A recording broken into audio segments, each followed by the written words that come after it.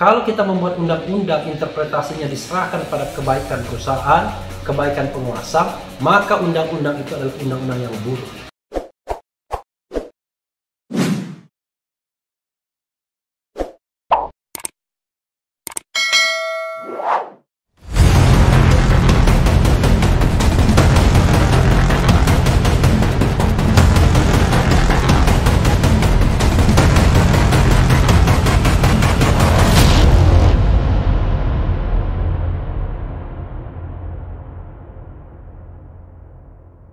Assalamualaikum warahmatullahi wabarakatuh, sobat RH sekalian. Jumpa lagi kita di channel yang keren ini, Keren Cadas. Kali ini banyak sekali berseliweran berita mengenai undang-undang cilaka ini ya, undang-undang Ciptaker.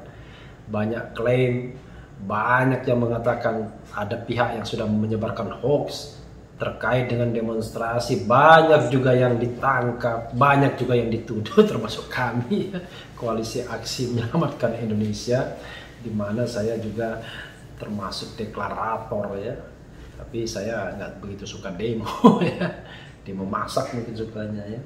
Tapi ini ada berita menarik ya dari Ketua MPR, kita akan bahas ya. Saran Ketua MPR RI untuk mengakhiri polemik Undang-Undang Cipta Kerja, sebagaimana dilansir oleh jpnn.com. Menarik ini, kita lihat nanti ya, dan kita bahas ya, karena saya sudah lihat ini banyak aspek hukum tata negaranya dan perundang-undangannya. jpnn.com, Jakarta.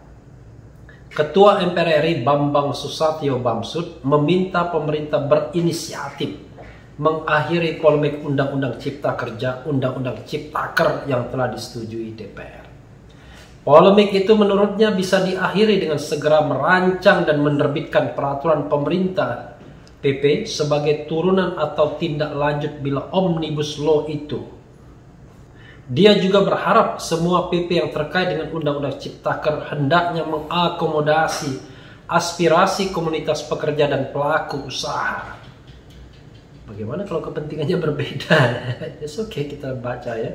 Tapi dia tadi agak aneh. Dia juga berharap semua PP yang terkait dengan Undang Ciptaker hendaknya mengakomodasi. It's okay, tapi tadi polemik itu menurutnya bisa diakhiri dengan segera merancang dan menerbitkan sebagai turunan atau tindak lanjut bila Omnibus Law itu. Apa bila ya? Tindak lanjut Omnibus Law itu, bilanya nggak perlu ya.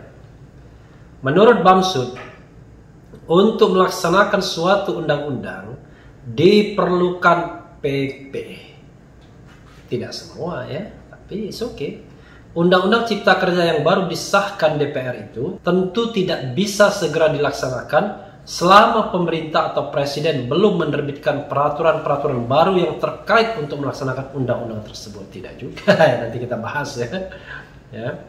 Karenanya saya meminta pemerintah segera menerbitkan PP Undang-Undang Cipta Kerja, ujar Bamsud di Jakarta Senin 12 Oktober. Mantan Ketua DPR ini meminta semua elemen masyarakat mau bersabar menunggu diterbitkannya PP yang menjadi pedoman pelaksanaan Undang-Undang Ciptaker. Pengaturan lebih jelas tentang pelaksanaan Omnibus Law itu nantinya akan tergambar dari PP, termasuk peraturan pemerintah daerah. DPR dan pemerintah telah menjelaskan dan memberi keyakinan bahwa Undang-Undang Cipta Kerja yang mencakup 15 bab dan 174 pasal itu sama sekali tidak bertujuan mencelakai atau merugikan pekerja. Ya, niat itu memang kadang-kadang tidak sejalan dengan apa yang tertulis. Apa yang tersirat sering tidak sama dengan apa yang tersurat. Nah, kalau dalam hukum itu niat nggak penting dalam peraturan perundang-undangan. Yang penting adalah apa yang sudah tersurat, apa yang tercetak, ya, apa yang sudah dirumuskan. Jadi banyak sekali orang mengklaim pakai niat. Membuat undang-undang tidak boleh begitu ya. Namun untuk menghindari polemik, pemerintah pusat maupun pemerintah daerah hendaknya memberi ruang bagi masyarakat untuk tetap memberi masukan, tutur Bamsud. Ya beda, pembuatan PP sama pembuatan undang-undang beda dalam hal aspirasi masyarakat ya, partisipasi masyarakat. Kepala Badan Bela Negara FKPPI itu menambahkan, semua elemen masyarakat juga diminta tidak termakan dengan hoax, misinformasi serta disinformasi seputar Undang-Undang Ciptaker. Yang asli juga nggak ada. Jadi semuanya hoax. Kalau yang asli atau yang final belum ada, maka semuanya hoax. Bisa jadi begitu. Jangan sampai akibat ketidakpahaman masyarakat dimanfaatkan oleh pihak tertentu yang ingin memecah belah persatuan bangsa. Saat ini, kata Bamsud, banyak hoax, misinformasi dan disinformasi terkait Undang-Undang Cipta Kerja yang beredar di masyarakat. Saya kira selama belum ada naskah final, semuanya hoax. Baik yang disampaikan oleh masyarakat, juga disampaikan oleh penguasa atau pemerintah. Bagaimana kita menyampaikan sesuatu kalau tidak didasarkan pada draft yang resmi final? Yaitu harusnya draft yang disepakati pada tanggal 5 Oktober yang lalu. Ya. Misalnya, disebut upah minimum, cuti haid, cuti hamil, hak atas cuti dihilangkan ataupun tidak ada batasan waktu kerja.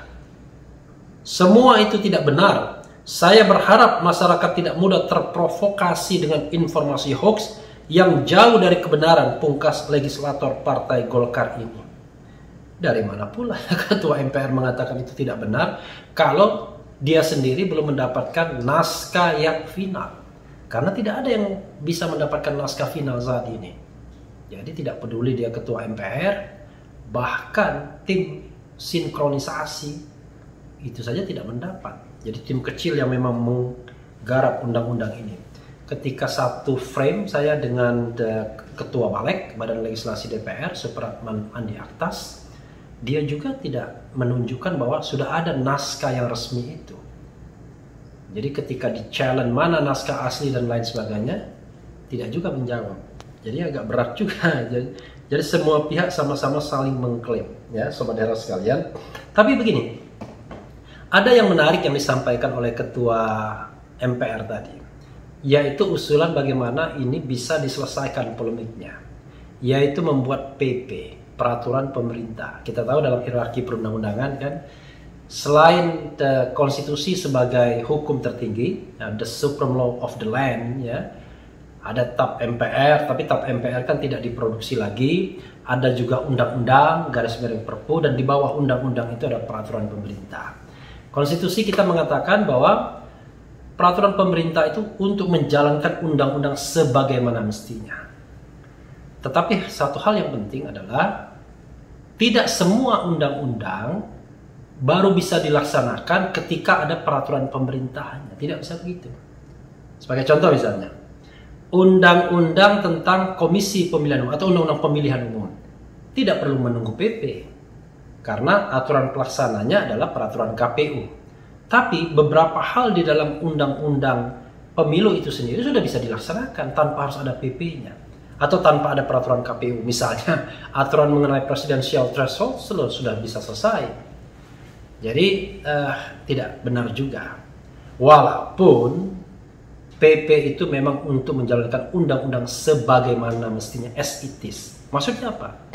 Maksudnya adalah PP tidak boleh bertentangan dengan undang-undang. Jadi sobat era sekalian, kalau Undang-Undang Cipta Kerja memberikan 4, katakanlah, hak kepada buruh, maka di dalam PP, ya 4 hak tersebutlah yang harus diatur lebih lanjut. Karena PP adalah aturan lebih lanjut. Bukan menambahi hak baru atau mengurangi hak yang sudah diberikan undang-undang. Itu prinsipnya. Jadi PP bukan menjelaskan hal-hal yang sudah dimuat di dalam undang-undang. PP adalah implementasi aturan pelaksana.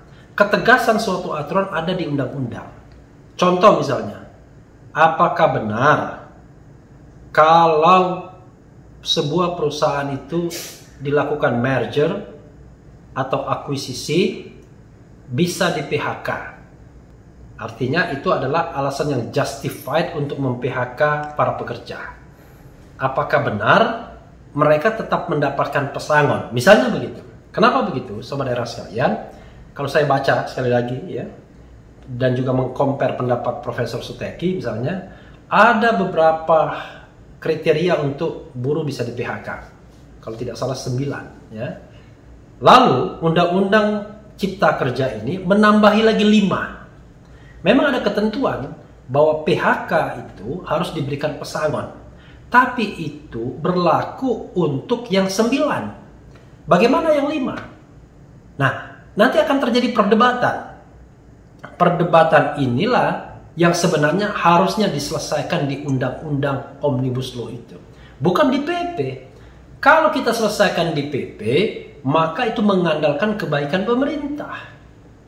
Pemerintah bisa mengatakan, oh itu ada pesangonnya. Tapi kalau pemerintah mengatakan tidak ada pesangonnya karena tidak diatur di dalam Undang-Undang Cipta Kerja, bisa juga. Apalagi misalnya pengusaha punya intention untuk itu. Ya misalnya dalam Undang-Undang Omnibus Law itu disebutkan soal yang saya katakan tadi, 9 itu dapat pesangon setelah di PHK buruhnya. Tapi untuk yang baru itu kan belum ada ketentuan. Nah, undang-undang yang baik adalah memberikan penjelasan, bukan didasarkan pada kebaikan pemerintah atau penguasa untuk mengatur lebih lanjut dalam PP. PP itu peraturan yang dibuat bukan dengan mandat rakyat, hanya undang-undang. Jadi sobat RH sekalian, kita tidak boleh mengandalkan undang-undang dalam pelaksanaannya harus digantungkan pada PP, peraturan pemerintah. Undang-undang sebaiknya dibuat sejelas mungkin dan selengkap mungkin. Jadi room sisa bagi interpretasi itu tidak banyak. Kalaupun ada penjelasan lebih lanjut dalam peraturan pemerintah, itu soal implementasi pelaksanaannya. Jadi prinsip-prinsipnya sudah harus diberikan di undang-undang. Kalau undang-undang mengatakan 1 tambah 1 2, ya sudah 2. Nanti 2 itu elemennya apa saja baru dijelaskan dalam peraturan pemerintah. Itu 1 atau 2, saya lupa. Berikutnya adalah mengenai hal yang terkait dengan PP sebagai solusi atau panacea. Waduh, kita berhadapan dengan sesuatu yang sudah genting, sudah gawat. Penolakan ada di mana-mana. Saya percaya, sobat RH sekalian, bahwa kalangan akademis, para profesor itu tidaklah bodoh. Mereka membaca draft ini. Kalangan pencinta lingkungan juga membaca draft ini. Organisasi buruh juga membaca draft ini. Mereka yang punya concern masing-masing dalam melihat klaster di dalam Undang-Undang Ciptaker ini juga pasti tidak bodoh. Karena itu saya percaya banyak masalah dalam undang-undang ini. Dan saya pun juga membaca hal tersebut. Tetapi persoalan sekali lagi, kita tidak bisa melakukan final judgment karena draft finalnya tidak ada. Itu satu. Jadi alih-alih kita bicara mengenai adanya PP, yang harus dilakukan pertama adalah silakan sebarkan draft finalnya terlebih dulu. Baru kita bisa melakukan penilaian. Karena penilaian yang tidak didasarkan draft final akan dengan mudah dikatakan hoax. Dan siapapun yang membantah bahwa itu hoax, dia membuat hoax juga. Karena tidak didasarkan pada sebuah draft yang solid. Lagi pula sobat era sekalian, ini kita butuhkan quick response. Respon yang cepat. Jadi kalau responnya dengan peraturan pemerintah, ya lama. Peraturan pemerintah itu kadang-kadang tidak selesai juga ketika undang-undang itu dicabut. Dan membuat PP sama sulitnya dengan membuat undang-undang itu sendiri. Tidak mungkin membuat PP bisa dalam jangka waktu 1 minggu misalnya. Atau 2 pekan, atau 1 bulan. Sementara kegentingan itu sudah terjadi. Jadi kalau menurut saya, sobat RH sekalian, kalau mau solusi, begini solusinya. Kan masyarakat harusnya didengar, ketimbang kelompok-kelompok kepentingan atau interest group yang merasa diuntungkan dengan undang-undang ini. Mari kita duduk bersama, membaca kembali draft yang final tersebut, dan pemerintah Jokowi mengeluarkan peraturan pemerintah pengganti undang-undang untuk menunda pelaksanaan ini. Pelaksanaan Undang-Undang Omnibus Law ini. Ya misalnya 6 bulan ke depan atau 1 tahun ke depan. Dan draft itu dikaji secara bersama-sama untuk kemudian ada final say. Apakah kita akan terus dengan draft itu Ataukah draft ini harus diganti dengan draft yang baru? Ataukah kita pecah undang-undang itu agar tidak terlalu banyak seperti sekarang ini, yang menyebabkan kita semua, tak seorang pun bisa mengerti secara penuh apa yang ditulis di dalam undang-undang Omnibus Law itu. Jadi sobat era sekalian, itu adalah jalan keluar yang menurut saya jauh lebih mudah dan menyelesaikan masalah. Tidak akan ada lagi protes yang macam-macam, termasuk juga imajinasi misalnya. Tiba-tiba ada kelompok-kelompok masyarakat yang menginginkan dengan kejadian ini presiden bisa jatuh misalnya. Karena sudah selesai masalahnya. Maka 1 tahun ke depan kita akan kaji undang-undang ini. Presiden Jokowi mengatakan serahkan saja pada MK. Begini sobat era sekalian. Peraturan atau undang-undang MK itu mengatakan sebuah aturan sebelum diputuskan oleh Mahkamah Konstitusi dia berlaku.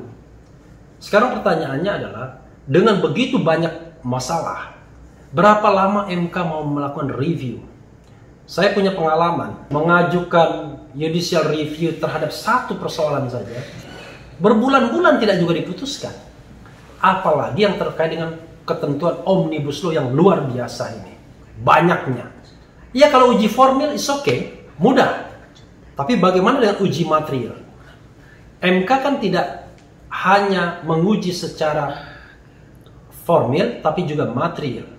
Padahal kalau yang dimasukkan itu adalah soal buruh, soal lingkungan, soal pemerintahan daerah, maka it takes time. Dan selama belum diputuskan inkonstitusional oleh MK, undang-undang ini bisa dilaksanakan. Bisa digunakan oleh mereka yang merasa diuntungkan untuk katakanlah ya memotong hak-hak buruh misalnya. Dan selama tidak ada PP-nya, maka interpretasi akan diserahkan kepada yang kuat.